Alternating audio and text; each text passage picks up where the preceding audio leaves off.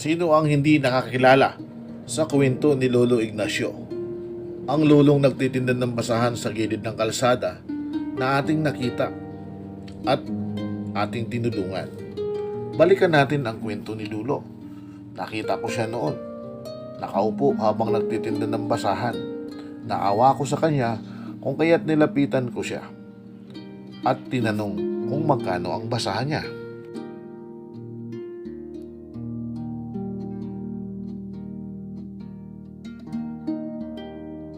Ito na rin sa gilid natutulog si tatay kasama ang kanyang mga tinda sapagkat ika nga ay iwas upa na rin. Madiskarte nga naman. Naawa ko sa kanyang kalagayan sapagkat sa kanyang edad mas lalong delikado ang nakabilad sa lansangan. Bagamat sadyang wala siyang ibang pupuntahan kung kaya't para mabuhay dumidiskarte na lang.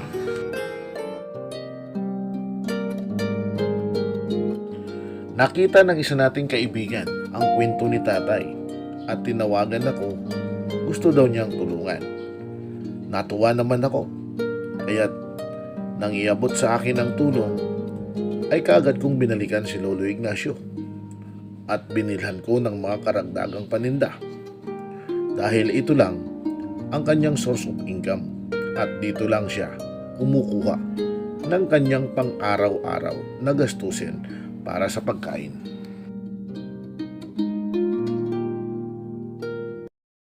Kaya magandang araw mga kaibigan, at sa araw na ito napasugod ho kami. Siyempre kasama ko Sir Jumar, ayan po, ating driver. Napasugod ho kami mga kaibigan sapagkat sa araw na ito, samahan nyo kami, huwag kayong bibitaw sa vlog natin. Mayroon tayong sasagipin na taong lansangan kung saan bibigyan natin ng tahanan. Yan. Para hindi na siya natutulog sa gilid ng kalsada. Kaya samahan nyo kami at huwag po i-skip agad para tulong na rin po sa channel na ito. At bago ka pa, pindutin mo na, subscribe mo na at bell button para updated ka sa susunod nating video. Okay, let's go!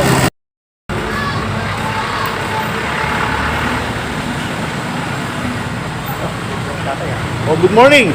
Ganda ng forma mo ngayon ah. Mukhang asensado ka na ngayon, Lo ah. Ha? Oh, kita mo oh. Ganda ng ano mo. Ha? Nagsimba. Nagsimba ka? Ngayon? Kaya pala. Ilang maga. Oo. Kaya pala. Kumusta naman yung mga tinda mo? Wala sa over eh. Hello po.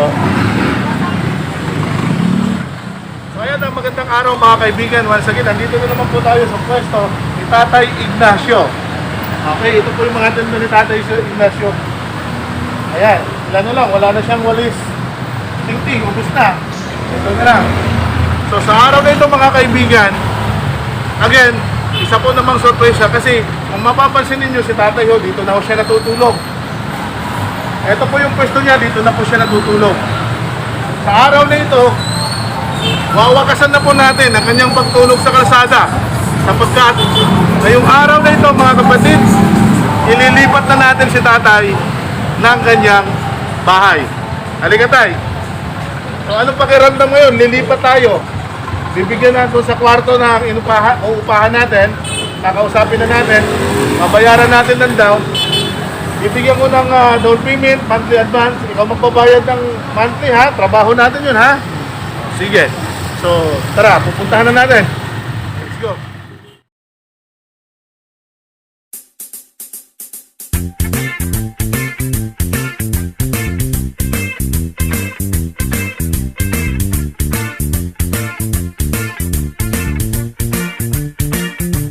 Maging mapagbigay sa gabay ng Diyos upang maging tulay sa mga hikahos. Simpleng kadakilan ang pagtulong ng lubos. Sorpresa ng tuwa sa puso ay tagos. O sino ba ngayon ang ayaw bang matapos? Lahat naman tayo gusto ng maging maayos. Ito ang panahon ng pagbibigayan.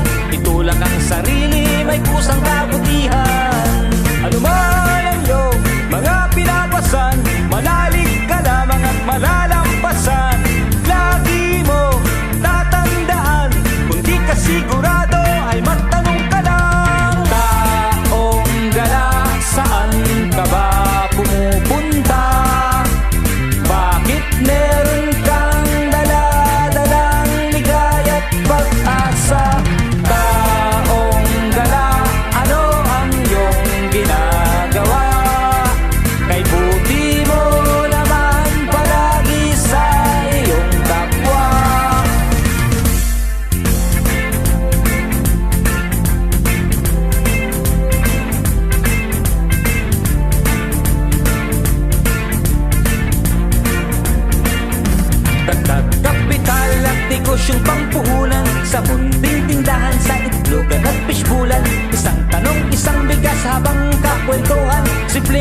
ayuda, mahal kong kababayan.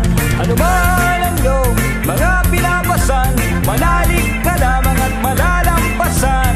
Lagi mo tatandaan, kung di ka sigurado ay magtanong ka lang. Taong gala, saan ka ba pumupunta?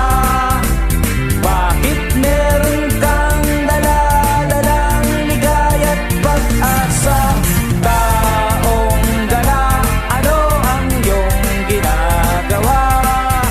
Kay buti mo naman palagi sa iyong kapwa. Taong gala, saan ka ba pumupunta? Bakit meron kang dala-dalang ligaya't pag-asa? Taong gala, ano ang iyong ginagawa? Kay buti mo naman palagi sa iyong kapwa. Ika'y isang uwaran at inspirasyon, gaano man kahirap ang ating sitwasyon. Lagi kitang susubaybayan, tumulong sa iba kahit sa simpleng paraan. Tao. Ito. Walang tao dyan.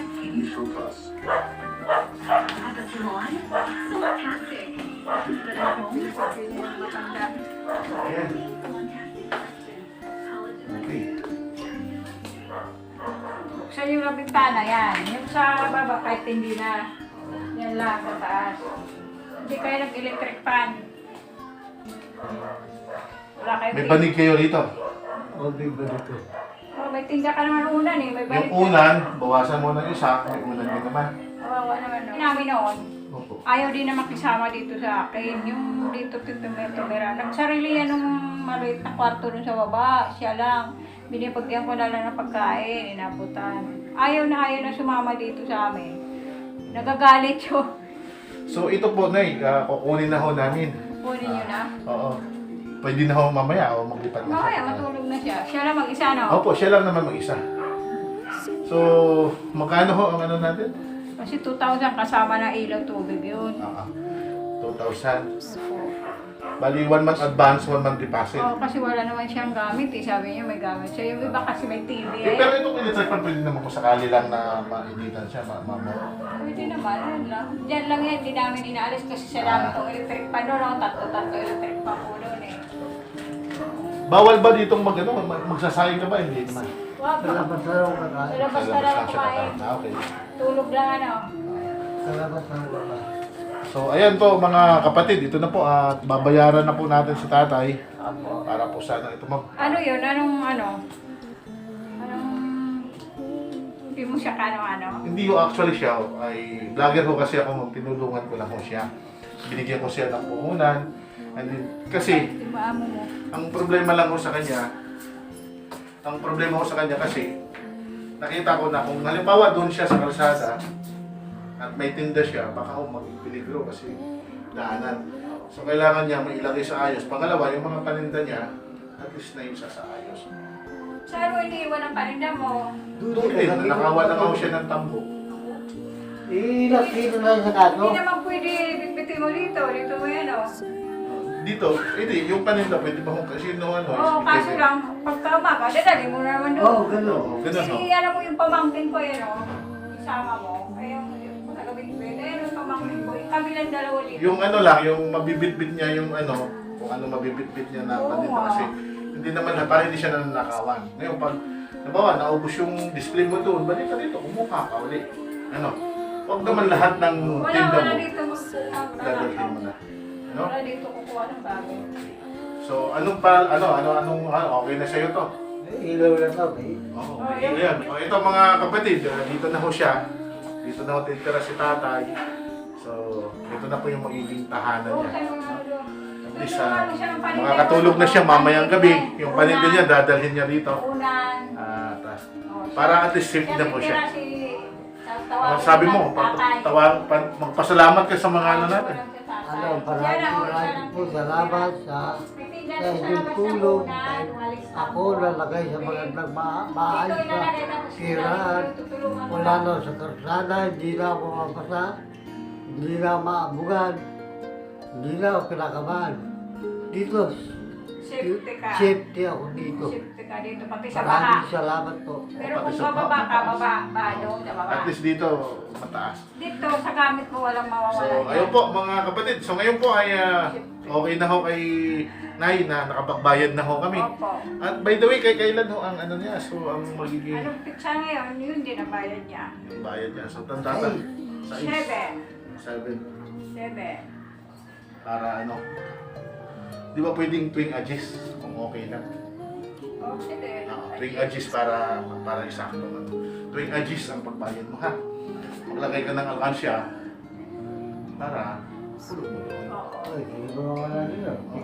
Buti hindi na nakakaulo ng ano, doon tinatakipan mo lang. O kaya pwede ba siyang mag ano, araw-araw na parang nabubuo? Araw parang gano'n, no? Ako, 100. Parang hulugan. Kahit ba kaya ate, araw-araw, 50 pesos bibili.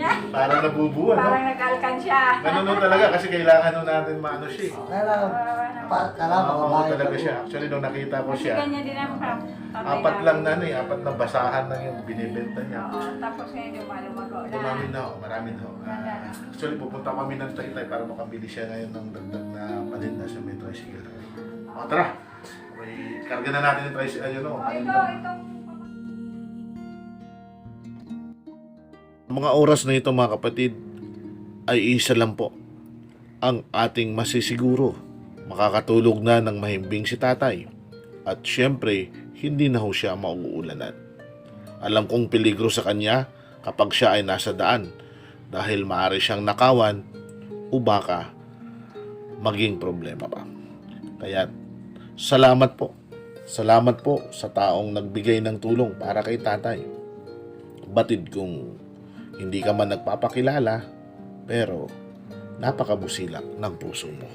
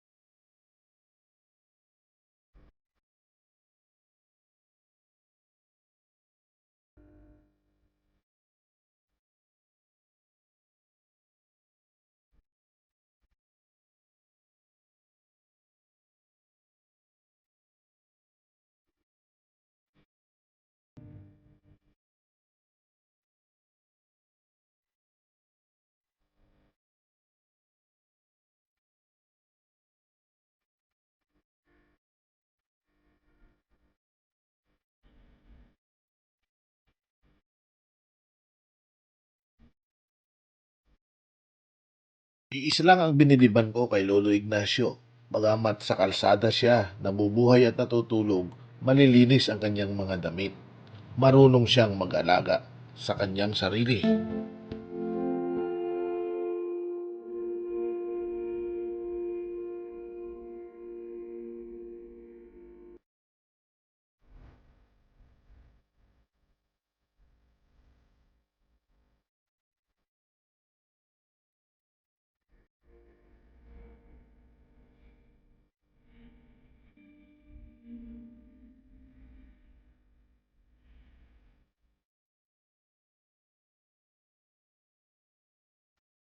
Ayan na po mga kapatid, ito na po yung bahay ng tatay, medyo maganda. Ayan, okay, ito pa, malapit. So, ayos tatay. Paano tayo? Alis na kami ha?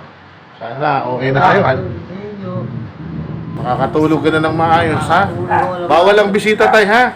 Bawal mag-inom at bawal ang sigarilyo ha? Yun yung usapan natin. Maliwanag yun ha? Sige. Sige tay, hanggang sa susunod. Hindi na ako magpapasalamat sa inyo. Alam mo kung papalitan ninyo. Oh, syempre naman, hindi naman kita pababayaan, ha? Bye-bye.